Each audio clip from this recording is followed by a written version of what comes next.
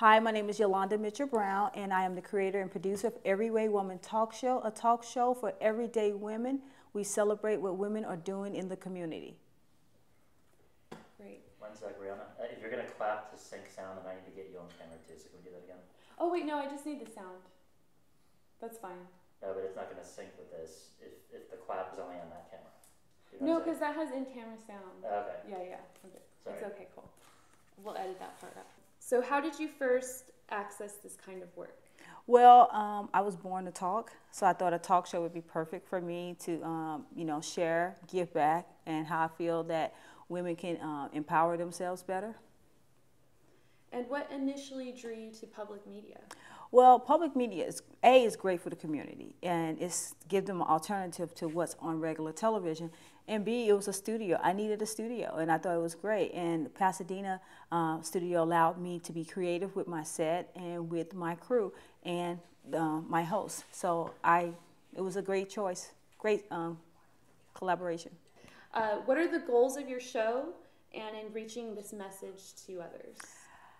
I have so many goals for the show. I think my biggest goal is to continue to highlight everyday women, their achievements, give them an opportunity to get a chance to express, share, and promote their projects, their books.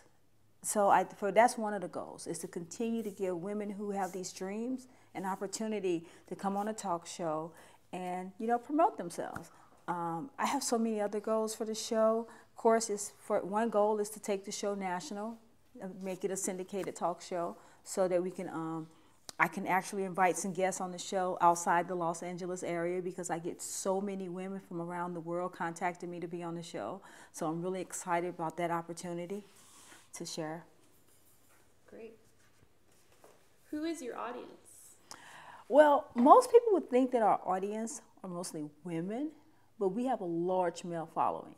Now, it could have something to do that the women are really, really, really pretty, but I think it also has a lot to do with the content. So, but we do men and women, all age ranges.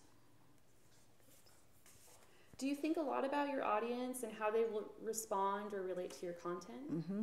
When I'm selecting topics, guests, I'm saying, okay, can my audience, the viewers, can they relate to these topics? Can they relate to the guests? It is very important. You can have anyone on the show, but if you have a certain message, then your guests and those topics and those questions should kind of tie into that message. What is your specific relationship to your viewers? Do you have any interaction between them? Oh, yes. We are very active on social media. We recently just had a contest winner for one of our followers on Facebook, which happened to be a man who won because he had the most votes. So we get a lot of interaction, receive a lot of positive emails and a lot of hate email. So it's interesting, but it comes with the territory. Wow. How local are your ambitions, and has the internet played a role in reaching outside of that local audience? Well, it's great to be in a local area like Los Angeles because you have opportunity. So my ambitions are great because I get a chance to run into managers and agents and things like that. The internet has helped me a lot because we have a strong following in like Dubai and Canada, outside the United States. So I think the internet, if you are planning starting any business, whether it's in media or outside media, you should really be accessing the internet. Social media, you should be website, newsletters, all those things. I love the internet. It's so many possibilities with the internet. How much of your personal self is present in your public persona? Oh, I'm not a person who likes to share, so the talk show really forced me to open up and go online, be on social media. But how much? I don't like to go on camera and sit on a panel because I'm not a PC person, so I try not to put myself in that situation. So I don't know if I'm really yet gotten there to be like, okay, I'm open, I'm free, let's do this. But I'm not on camera that much either. That's the lucky part. What are your creative concerns? My creative concerns, as far as the talk show, is that I really just need, right now, and where I'm at, is that we need more access to the studio and more studio time. My other creative concern is that I really worry about, okay, I got this idea, and I'll see this idea, and then I'll have this idea in my head, and I'll look up, and it's on another talk show. And I'm like, that drives me so crazy. One thing is that when I started Everyday Woman, I started 5 years ago. Mm-hmm. And I was the only person at that time saying real women, real this, real that. 3 years later, everyone was on the real kit, which forced me to change my whole tagline. So I can see ideas that I have like 4 or 5 years before other people. So my thing is I got to get my show out there. That's my creative concern. What inspires you? What inspires me? Wow. I don't know. What inspires me? Well, I like to do better than last time. And I always like to challenge myself. And I like to fix the mistakes that I made. A lot of people worry about mistakes. A mistake to me is a challenge. Mm-hmm. So that kind of inspires me. I inspire myself. Oh, that sounds so conceited, doesn't it? No, it sounds okay. Good. Who or what influences you? My biggest influence will always be my grandmother. I don't think people should look outside. There are people in Hollywood and the media to be the, to influence them. What influenced me? Success. And success to me is not necessarily money. Mm-hmm. It's just going after that goal, that dream, and achieving it. And then say, okay, check, next. What would you change about mainstream media? I probably would change the way women are portrayed in mainstream media and the way women accept what is given to them. Mm-hmm. We control the advertising dollar. We do the shopping. We do not have to stand for anything, but we do not have the ability as women to stick together and force the media to treat us right. What would you change about public media? People should be allowed to say what they want. If you're offended, change the channel. Switch the station. What does the term public access mean to you? To me, is that the public have access to different entertainment, different information, different news. And sometimes in that different entertainment, news, and information, you find something, wow, that's really special. You have to think about someone like Tom Green, who took his show from public access to MTV. That's very rare. It's not done that often. And maybe we're missing out on, these up and coming stars by not really paying attention to public access.